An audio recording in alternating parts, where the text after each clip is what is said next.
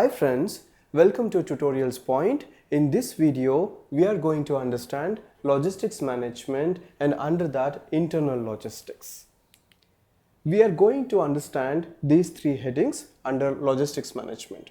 One is material flow planning, information flow planning, and then storage conditions.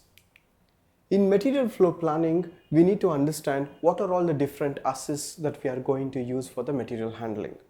One is by hand, one is from the forklifter itself, and some things can be trolley also. Depending on the weight of the material and also the packaging, these particular assists can be changed.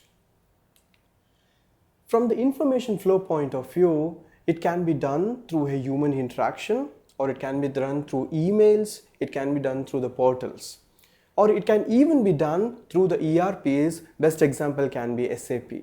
So with all this information flow, there can be effective information transfer, and there will be very less communication errors and easy decision making. With respect to storage, we need to understand two important things. One is the FIFO, that is first in, first out, and one more is the racks, which are ergonomically designed. In first in, first out, we are having a lot of advantages. When we go into complaint management at a later point of time, we can save a lot of resources that would be needed for sorting and all. When we also put the first in and then first out, then it would be very clear then what goes inside and what is coming outside.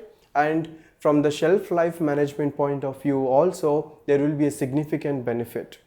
We do not want to have a very stressed shelf life management load, but FIFO following itself ensures the expiry dates, all those things. From the storage and racks point of view, we need to understand that what we are talking about is a human, lot of interactions will be there. So in this, a properly ergonomically designed equipments, if they are there, it's going to be very easy for the human beings to work on these particular logistic equipments. Because we need to understand that sometimes they have to work for 8 hours, 8.5 to 9 hours and all. So lot of stress and strain should not cause any human beings to reduce their efficiency levels.